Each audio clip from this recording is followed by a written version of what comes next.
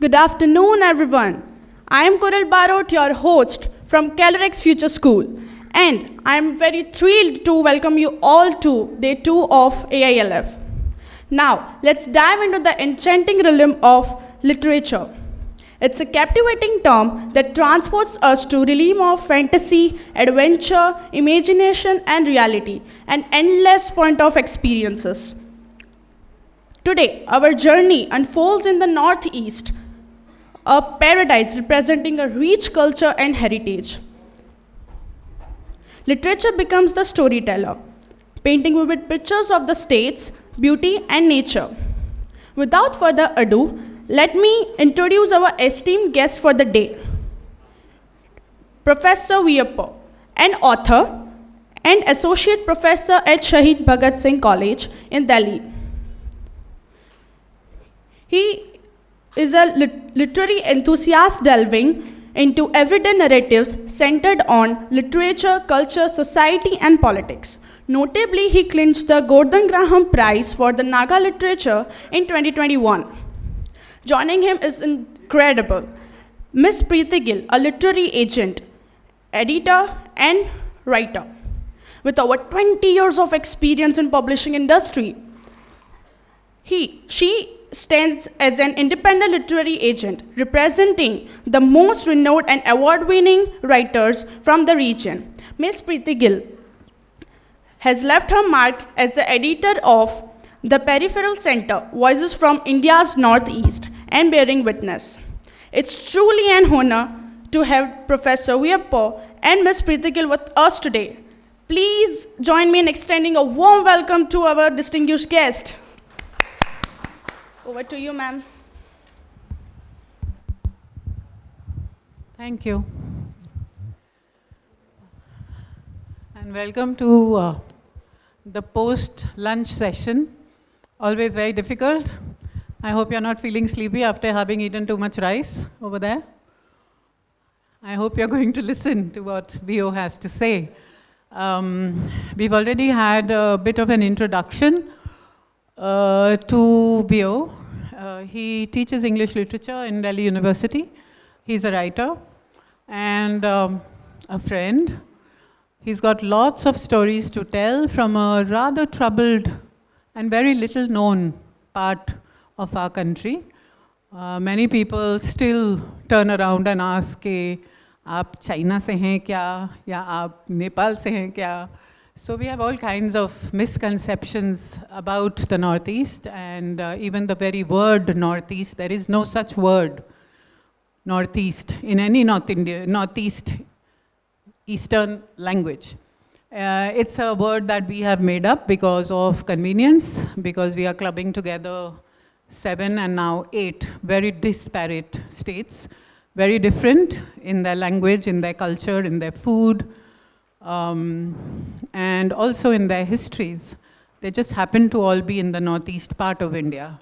So what I'm going to do first is ask Veio to actually tell us a little bit about himself, about his book here, which is Waiting for the Dust to Settle.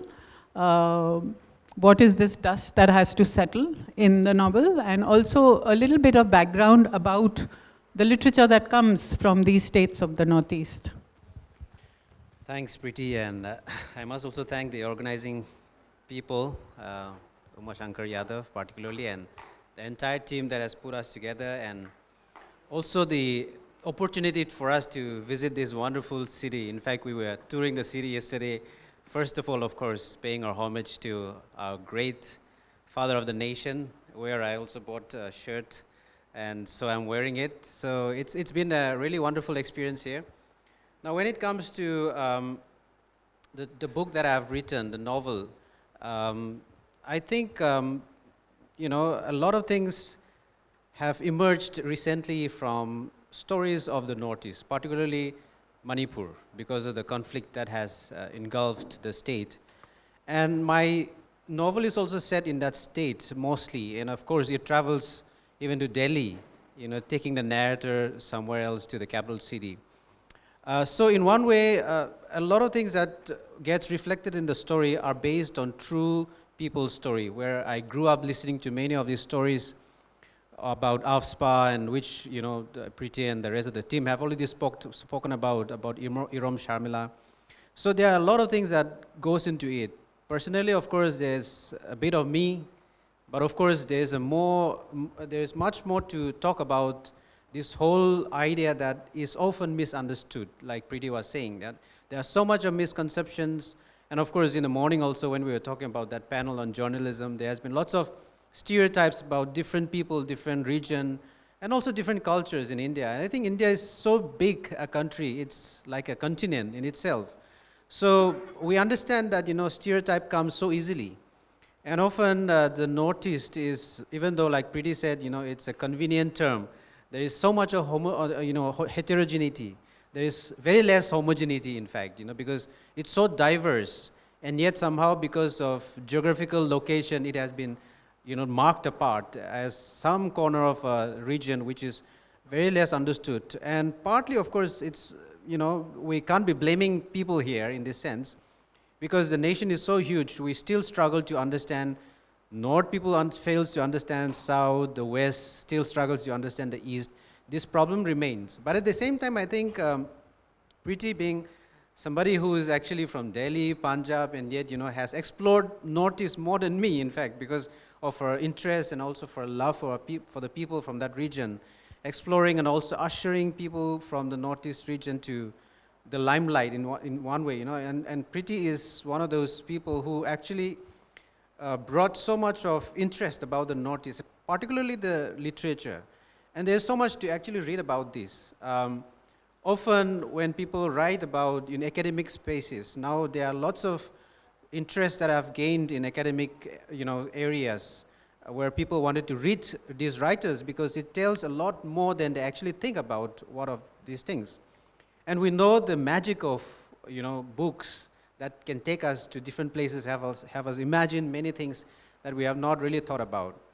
Yes, the Northeast, because of its perception, there's so much of politics. It's so much about culture, and it's so much about what they wanted to let the rest of the people know about the culture and the region. So I think Northeast literature cannot be just described in one sentence or one, even a session like this. It is so diverse that you want to actually read more into it so that there is more emerging from it. Let's just say that this is just as a stage for you all, or perhaps all of us, to get into the writings that are emerging from there so that we can have more ideas about what is happening around there. So just like the boy in this book, you also belong to Senapati, a district in Manipur, but a district that is inhabited by Nagas. So I also want to know this whole, even in the previous session where we were talking where children and their reading habits and how you inculcate reading, but the whole thing begins actually with oral storytelling, and it begins with us listening to stories told by our grandparents or elder people in the family. All of us have heard those stories. And our love for storytelling begins from there. So tell us a little bit about how you think stories are so important, how stories are also not only informative but transformative, and the fact of the importance of oral traditions in cultures like yours. Right. Yeah, that's a very important question, because I think in India, we have a lot of vibrant oral traditions still very much active and alive. Unlike how many people tend to put it, when we read into any culture, the oral is still very much alive. And I come from an oral culture. Writing is a very recent thing. In fact, for many cultures of the Northeast, writing is a very recent thing, and even newer for writings in English. We have, of course, vernaculars in Assamese and Meitei, which have a long history of written tradition. But the rest of the, more than 200 communities that inhabit this region have very vibrant history of oral tradition. And I'm also one of them, because I grew up listening to stories from my grandmother and my elderly people of the community. And I believe that is true. As I was teaching, I'm teaching in a university setting, and the way I gather information from all cultures across India, this speaks almost the same thing, that oral is still very much alive. And so that actually is something which was in one way memorialized in this book that I have actually brought about, because I also tried to bring in the characters of my grandmother, who actually was my grandmother. And so she's no more, so I wanted to just keep her memory alive by letting her tell a story in that setting that we have here.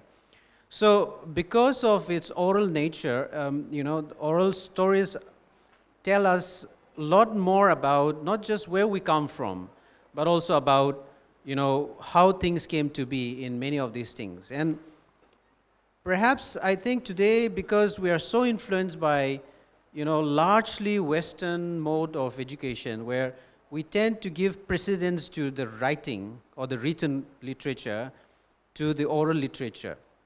Of course, we have a lot more to actually see and study more so that we understand these complexities that are actually involved in these things. But, many of these stories that I have actually brought in, many of these minor, let's say, subplots that I have actually introduced into that novel, are actually of those stories which I've heard from people, and they don't want it to be forgotten.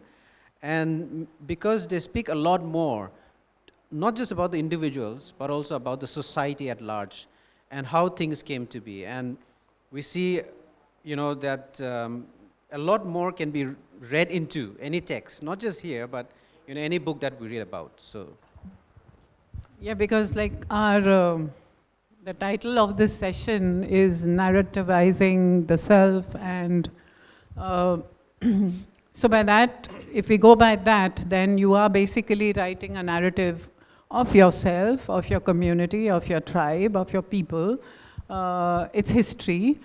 And reading the novel also makes you feel that in many ways it really goes beyond just being it's not fiction, because it goes beyond being fiction. You actually write about real events. Right. So in that way, how does the writer's self make itself into the narrative? yeah, I think now we have the opportunity of reading, self-narratives as life histories, or even, about the community history. We have seen lots of women autobiographies written, and it reads more than just individual story. It reads about the community, and it speaks in that sense. Even in my case, often people have asked me if the boy who grew in the text is me, and I said yes and no. It's partly me, yes, but for example, in the story, the young boy grew up fascinated with the camouflaged uniform of the army, Indian army. I was never in that sense. But many of my friends, my contemporaries, were fascinated. They wanted to become army officers, only to discover the disappointment that, all those powers that they saw is only because they marched down these highways with such power that we have to run away from their, things. And all those things vanished when I come to big cities like Delhi. There were no more convoys, which are running down the highway as usual. In Manipur and many parts of the Northeast, because these are highly militarized areas, as many of you would understand, we see more of the, camouflaged uniforms. The army is trooping down and not even caring about who might actually come into it, because they're rushing to their station. And it's not just one time in 1 month, it's like 2-3 times a day going up and down. So there is a sense of fascination for guns, there's a fascination for all these uniforms, because in the picture, in the mind, the young minds, it gives them a sense of power, and to be one of them is something that is very much there. And so when I went to Delhi University to study, just like my character there, all those things vanished, and where did they all go? Because the picture of trucks running down the army convoy never is something that I saw. So a lot of things, it is certainly my own experience. But it is also many of the experiences of how people saw when we grew up. And at the same time, I also often say that, I wrote this also for my children. Because many things, like many communities, my community also has seen lots of changes. And especially I've based it somewhere around the 80s and the early 90s, where there was so much of tensions around because of the Naga political issues. And there is so much of infightings that are happening, not just between the Indian armed forces and the Naga undergrounds, but also within these whole fiasco of factional fights that has emerged, unfortunately, shedding more bloods within the Naga community. So a lot of things were there. There were lots of heart-wrenching moments. I have seen lots of people who have been reduced to orphans, women reduced to widows for no mistakes of their own. Their husbands are just caught in between. And so this is where I looked at, I wanted to just bring to fore this whole idea of, I've often talked about this idea that I used, which I often call it writing community memory, where I use these 3 words, writing, community, memory. Writing is just that mode of telling. Community is where I get the resources and the telling of those things. And memory is that ability to retain all these ideas and therefore carry this forward. And so when I say that, I'm writing this for my children because many things have vanished. For example, this highway that used to be there, I used to really like that British-built bridge that was there, so rickety a bridge that passes through a small river that in the town, unlike this big Saramati river, But, those things have vanished. And many of those memories, when I used to go to the village where I was born, we used to walk on foot for 2-3 hours. And those things are not a reality today because of, let's say, waves of modernization that have swept through, and perhaps people have become more lazy, they have more money to go by vehicle and all those stuff,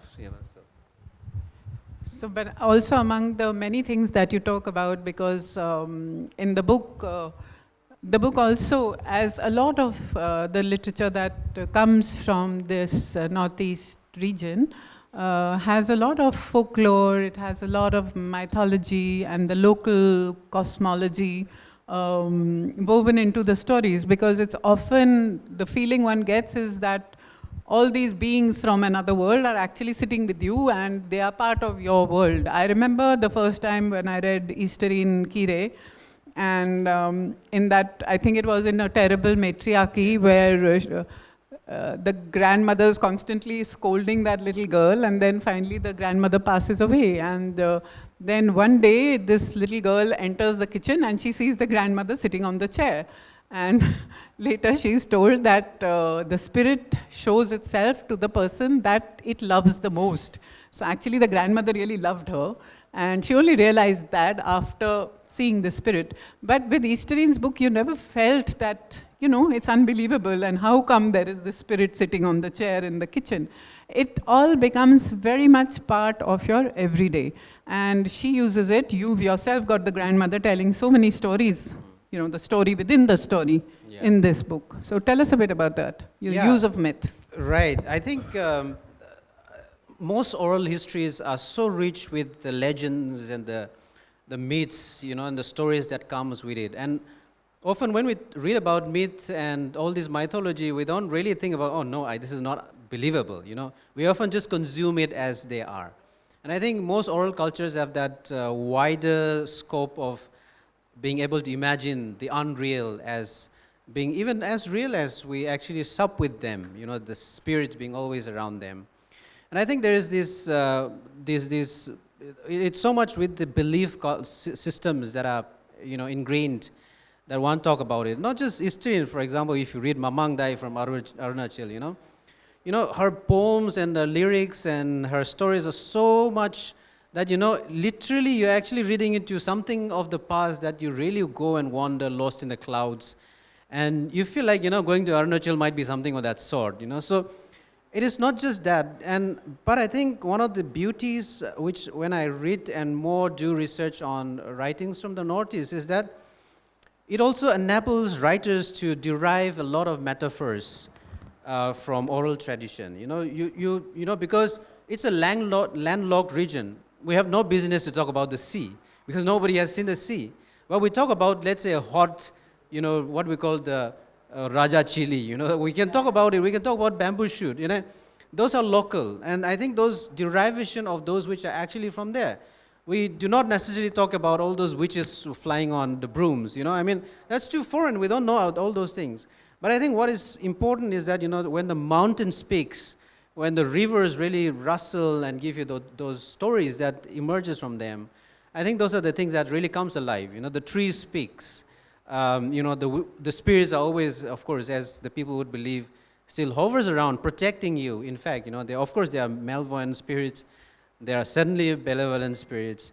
And the belief in all these things continues to be there and shapes the mindsets and also the largely the imagination of the people in that good extent. So in that sense, we see that being carried forward into these things. And if you realize that many of these, even the poetry, which many people write about in the Northeast, you know, they're not so much about stylistics, you know, I mean, you know, about rhyme or reason or all those stuffs. But we really talk about, you know, as, you know, the Khasi poet, Kinpam Singh Nongkinri often said that it is about, this hard-edged modernism, as he calls it. Talk about what is really happening there. You know, these are things which we talk about. You know, about politics, about corruption, and literature really speaks those powers, and that's where I think it works that magic in that sense. Yeah, that was the second thing I wanted to bring up, because so much of the writing that comes from the Northeast, or what we consider Northeast writing, if you want to put it into a bracket, sub-bracket like that, a lot of it is conflict literature, or it talks about conflict. It talks about all the troubled years that that region has known, and different states of the region have gone through. I've traveled quite a lot, as you know, in Nagaland especially, and in Nagaland we were documenting what had happened in the 50s and the 60s, and it was like a complete shock to me, because all those years when, you know, you were a child and you were just growing up in India, you didn't know quite what was happening in one remote part of your own country. Of course, we didn't have 24/7 news channels or anything like that, so I mean, really, it was totally unknown. And in this book also, you bring out that incident, one particular incident that happens in one particular village in Senapati district. But through that one incident, you actually are, you know, it's sort of a metaphor for the larger angst of the people of the Northeast. So if you'll talk about that also. Yeah, partly, of course, one of the central, area of focus of my book was also the incident that is now often identified as Operation Bluebird of 1987. And I've heard people revert back to me saying that they're reviewing the book, and they say that, you know, they've never heard about Operation Bluebird, even though it lasted for close to 3 months, affecting 30 villages, and many lives were lost. You know, of course, they have heard about 1984 because it's so sensationalized. It includes the killing of our own Prime Minister. It happened right there in the heart of this country. Of course, we understand, but nobody actually have heard about it until they read the book. So that's, in a sense, it gave me a sense of satisfaction. At least I've done my bit to at least tell people that, you know, people are affected by the actions of the Indian Armed Forces. Of course, the actions of not just the Indian Armed Forces, but also lots of other insurgent groups that actually sort of disturb the realities of the people. In one way, you know, we cannot not talk about them because those are also hard realities. You know, you talk about all those women, and you've done research on how women, you know, affected by insurgencies and, militarizations, and all those kind of crimes against women. You yourself have done so much on those things. And if we don't talk about it, we are not being realistic in that sense. So Northeast writings, many of these writers have to talk about it because that's a reality. But again, the fault line is not that we are talking about it. The fault line is that people are not able to see what lies beyond that too. You know, often that's why I wrote a piece saying, you know, we should also read Northeast literature as peace literature. Because, these writers are not just talking about violence and conflict and stopping there. In fact, you know, it suggests solutions to how people can cope up. You know, for example, talk about Istirin's Bitter Wombut. So much have been based on the hype of the Indo-Naga conflict. But the book ending is so beautiful that, you know, there is a sense of reconciliation, a forgiveness between these two grandsons, one from an underground, person, and one from a retired army officer who was posted in this insurgent period. They met in Delhi University, and somehow all those bonding that came about, and that metaphor that was derived from that title, bitter wormwood. I don't know whether you understand this term, I mean the plant bitter wormwood. It's a very common plant back there. It is often used as a plant that would even, chase away evil spirits if you put it in the hair and go to the village, forest. So it became a kind of a metaphor of healing, where you can actually talk about sensible things. And so I looked at how actually it provides a lot of solutions to the problems that we have. And look at many of those that are written there. If we stop short of just saying, okay, hey, we're reading conflict, okay, let's talk about this, let them talk about these things, and fall short there, then I think we're not doing really justice to what actually is more beyond it. We talk about, whether it's Mitra Prukan or, Mamang Dai, or let's say, other writers from Manipur, Mizoram, and other things, Irom Sharmila, for example, of course, she talks about all those things. But, there is also so much shown in their writings, the desire for peace. And peace have been such an illusion in this part of the region. We see, you've read about how many things happen in Manipur. And partly it is also because of the undoings of many of these governmental agencies. We are not here to just talk against all these things. Of course, we are living in a very strange time right now. We can't be really talking about it. But had let's say the government or the center has done proactive roles in creating about peace, many of things, even in the case of Manipur, things may not have escalated to this length. That's how we see it. But so in one way, these writings are also crying to be heard in a different way, so that you understand them more intently as human as possible. To see and understand it in a better way, as people have a wrong notion of the whole people and the region. Yeah, I completely agree with you. Because you've also written a piece for a book that is about to come out and which I'm editing, so I'll just bring that in. Because Veio, of course, is now in Delhi, and he's been in Delhi for many years now. Yeah. What, 15, 16 years? Half my lifetime, more than 20 years now. More than 20 years. So the experiences that he's had in Delhi, we have an anthology called Insider, Outsider, which is just about to come out, and he also has a piece in that. So it is basically trying to dismantle this whole thing about being an insider and yet feeling like an outsider, or vice versa. So I know that in all the times that I have traveled to these states, I remember the first time that I'd gone to Nagaland, for example, and we were sitting in Kohima in one cafe, and on that table there were many Nagas, there were some foreigners, and there was me. And then this man who was next to me, who was Naga, turned to me and he said, "Do you see, you are the only Indian over here." So I just looked at him and said, "What are you here? I mean, aren't you Indian? Who are you?" So it's that kind of insider-outsider thing, that dichotomy, because you never know where you are and how this one particular line either draws you in or it leaves you outside. So tell me about your experiences in Delhi, insider or outsider? Yeah, no, I think, this is the second volume that she's actually editing it. Hopefully it'll turn out good. And I think my experiences have also been similar to many of the experiences that many people continues to experience, especially people who are from the Northeast and people who look a little like me, the Mongolite feature. Of course, the Northeast is not entirely Mongolite featured. Largely Assam would be, Assam and Tripura would have lots of people who actually so much look like people from other parts of the country.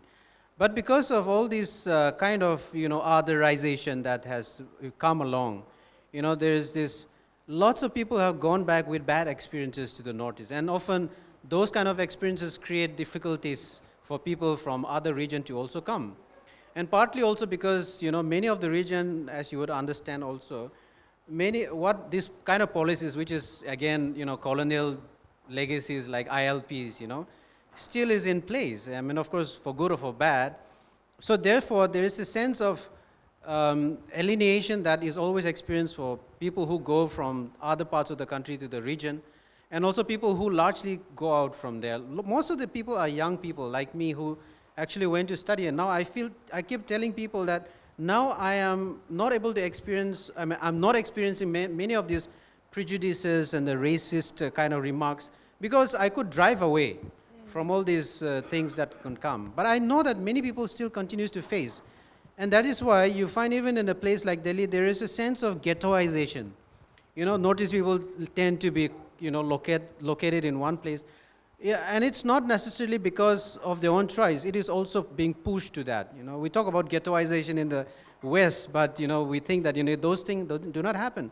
There are lots of pockets in capital of Delhi where all those things happen, and many people, unfortunately, do continue to see these things. But over the last many years of my stay in Delhi, I think people have been able to understand more of the Northeast better in the sense, in the way they would have, of course, it's not just me who have been not given accommodation because they think that I'm foreigner. Manipur and Nagaland or Manipur, Mizoram don't exist in the mental map of India. So, okay, Manipur, when I say Manipur, okay, you are an outsider. They equate Manipur or Nagaland with being a foreigner. So therefore, they don't want to give rent to foreigners. That's the kind of experience which people see it. But I think there has been a lot of impact because of also lots of policies, thankfully, from the government in trying to sensitize these kind of things. Delhi is also quite unkind, not just for the people from the Northeast, but also it can be a very unkind place for many people, actually. And of course, I have not lived long enough, just visited places here and there. I have not experienced so much of other things there. But those kind of things, and my novel also have some narratives along those lines, that there is no escape from this kind of prejudices that are part of it. But I think I must add the positive note to it that I think literature is partly helping in this area in trying to help reimagine the whole, concept or the ideas, and also, let's say, build bridges. Many people, especially in the academia, because I'm in the academia, I can tell more about that, is that people have taken keen interest on the region, and therefore they are studying more and reading it more. And I think that's where the power of written works and literature lies in helping us reshape our own imagination. Yeah.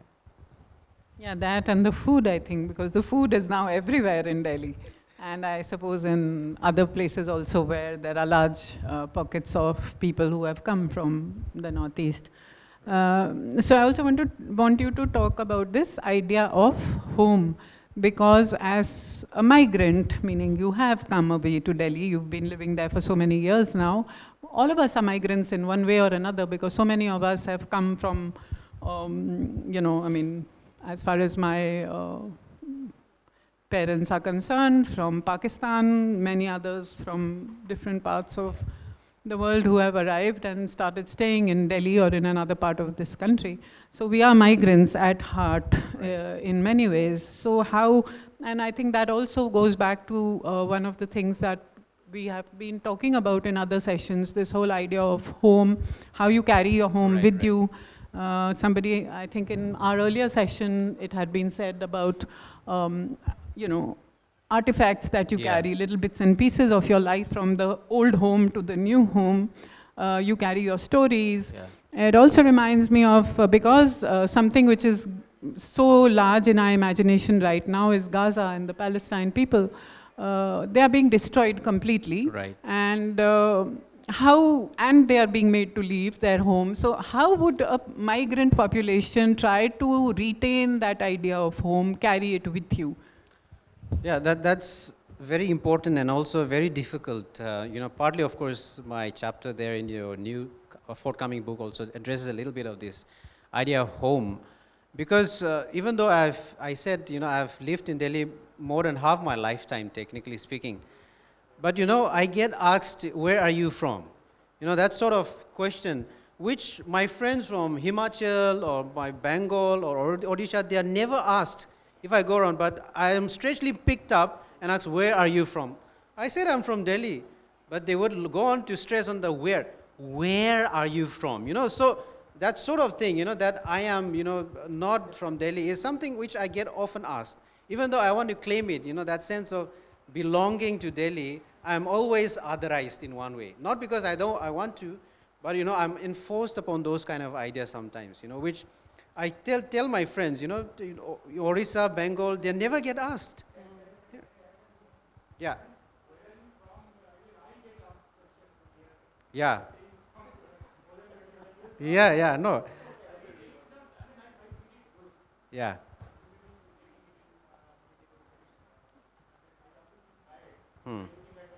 Right.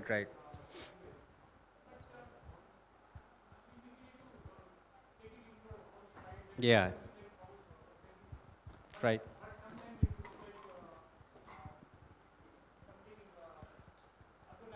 Or maybe denigrating. Yeah. What do you feel about it? Is this agonizing, denigrating, or it's a, I mean, we can take it as a culture.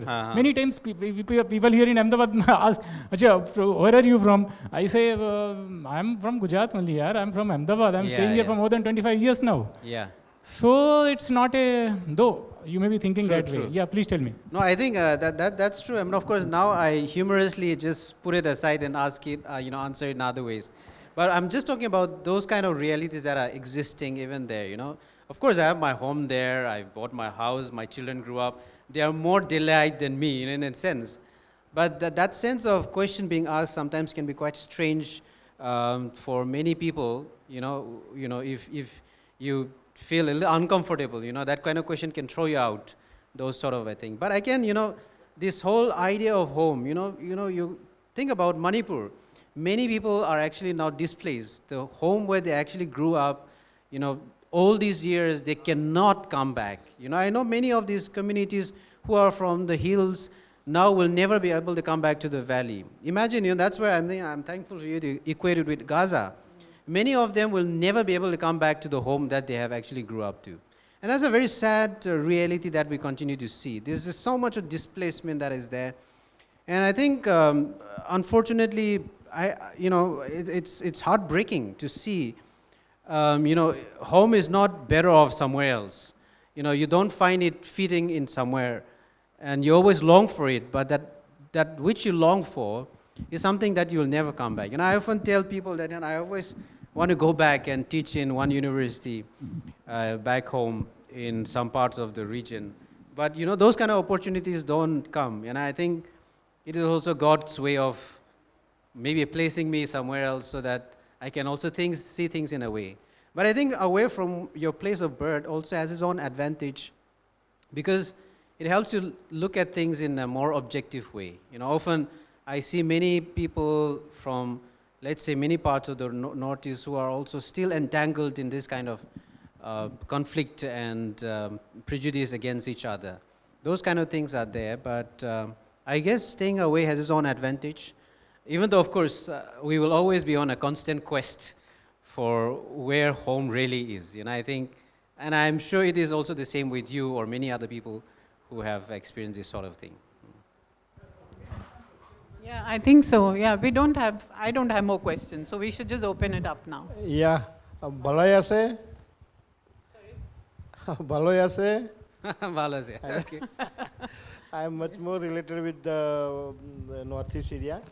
Last week or so I visited that Kalakshetra Bhavan. I want to know about the warrior community, that Onglong is there, and Onglong Bhavan is also in Delhi. So how the warriors community, it is actually in the literature correct, or any other thing is there? Another thing I want to know about the Krishna Bhagwan in your river temples is there. That name I am to tell you. That in which Majoli Island, Majoli Island is there. And another one thing I want to just know about which are the literatures in the singing, like your folk dance, Bihu and Bhogali Bihu and many things in the culture. So is there, whatever is written over in literature, what is actually fact is there? Because some your paper and all the thing is in the literature, but now it is there or not? And how it, especially asked because world record of the Bihu that happened in last time. So please tell us something about this, whatever in your literature, this singing and texting. Yeah, I think, thank you. I mean, let me take it as a more of a comment because it's, your comments, I mean, your question largely deals with Assamese. And again, I'm not Assamese, so I do not understand. See, that's where the diversity lies, I think. Yeah, but yes, I think those are all beautiful places, and many things are shared in that sense that there's a sense of sharedness. In many states, the image or the impact of AFSPA is a shared experience. That is very much, and I also grew up with the shadow of AFSPA being quite looming large, and that I can talk about it. But besides that, there are lots of other things. In fact, many parts of the Northeast are quite peaceful. Preeti will attest this to me. And it's safer for a woman to actually travel in many parts than, even in a place like Delhi, so it can be quite interesting to actually explore more, and I invite you to, explore, more about those things. Yeah. See, when you said that that is how it hurts you, in fact, I would like to say that you should assert yourself. In a place like Delhi, see, I am a product of Delhi University. I belong to Odisha. So when you say the Odisha people are not asked, I think during my days I was asked. Because Delhi basically belonged to Punjabis and Jats. Now you see the complexion of Delhi is different. Delhi in 1970s, 80s was absolutely Jat and Punjabis. No second fellow was there. So being a non-Punjabi, being a non-Jat was a perception. But we had to overshadow them. True, true. So that's my point. So if you take it to the heart, probably you will never live with it. You have to say a home away from home. Or a home is there where my new heart will be placed. You have to have a new heart. So that's my suggestion to you, number one. Number two was that, see, problem is that the perception about the Northeast is there because of the non-communication. I remember my first few 60 days of my life in administration was spent in Kohima. I led a delegation from Gujarat for the integrated child development services when it was announced. So the people from Gujarati girls who were there, girls means the women who work as ICCS officers, child and development officers. They had a problem of food, as you know. I have no problem of food. But Odisha food mingles with sometimes with Naga food. So I had no problem of food problem. People here from, they had a food problem. Second is that they were saying that which part of India you are. So you are from which place? They said, we are from Gujarat. So they will say, no, you are from India. So they say, sir, they are asking me wrong questions. They do not identify with themselves with India. So this kind of, they used to ask me questions. That was because of the fact that there was a non-communication for a long time which has led to these kinds of perception issues. As we go on opening up, our culture will go more and more diffused, it is becoming centripetal. You should more, as we go on mobilizing more and things will all vanish. Probably we are in that phase in which we are experiencing. Your children will never face it. Their children will never face it.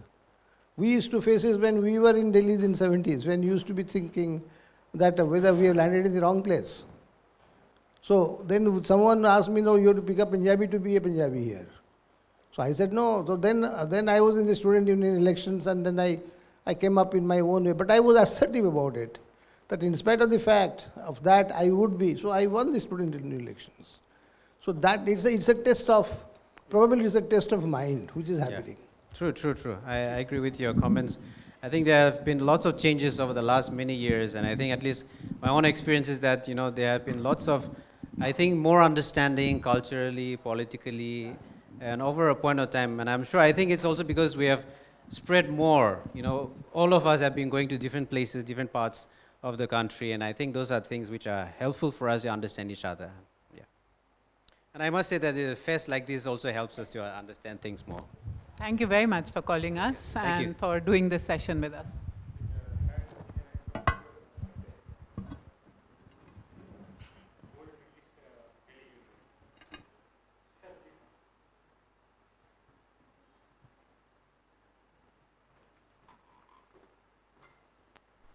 Thank you for such a riveting session.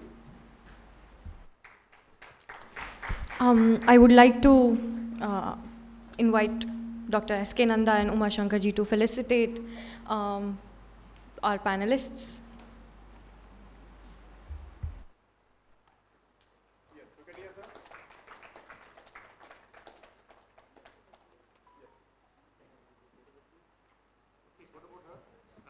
So